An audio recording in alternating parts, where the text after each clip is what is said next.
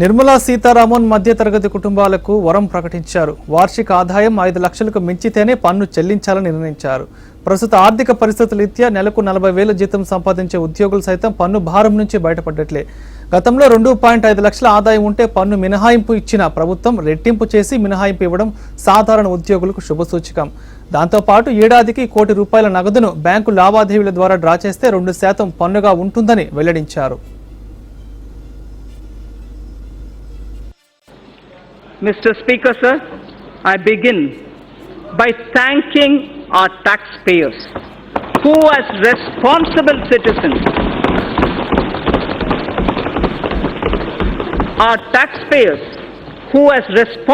citizens, perform their duty by paying their taxes.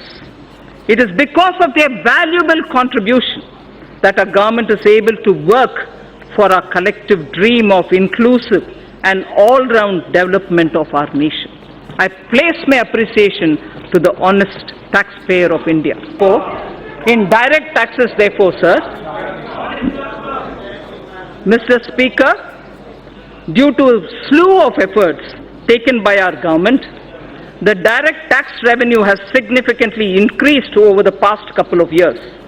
It has increased by over 78% from 6.38 lakh crores in financial year 2013-14 to around 11.37 lakh crores in financial year 2018. From 6.38 lakh crores to 11.37 lakh crores between 13-14 and 18-19. It is now growing at double-digit rate every year. Let me recall, sir, and reiterate this government's effort over the past 5 years to alleviate the tax burden on small and medium income earners. This includes self-employed as well as small traders, salary earners and senior citizens. Only when their annual taxable income exceeds 5 lakhs, only when their annual taxable income exceeds 5 lakhs, they are required to pay any income tax. The details of our efforts and achievements on this front during the past few years are given in the annexure to the speech. I am not going into the details of it. Speaker, sir, my tax proposals will aim to stimulate growth, incentivize affordable housing, and encourage startups by releasing the entrepreneurial spirit. It will also be geared towards promoting digital economy. I aim to simplify tax administration and bring greater transparency. So far as corporate tax is concerned, we continue with phased reduction in rates.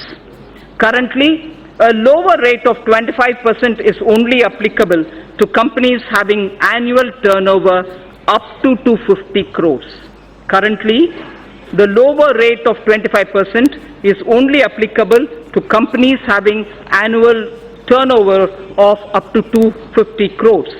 I propose to widen this to include all companies having an annual turnover of up to 400 crores.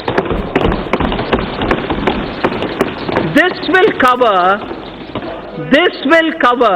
99.3% of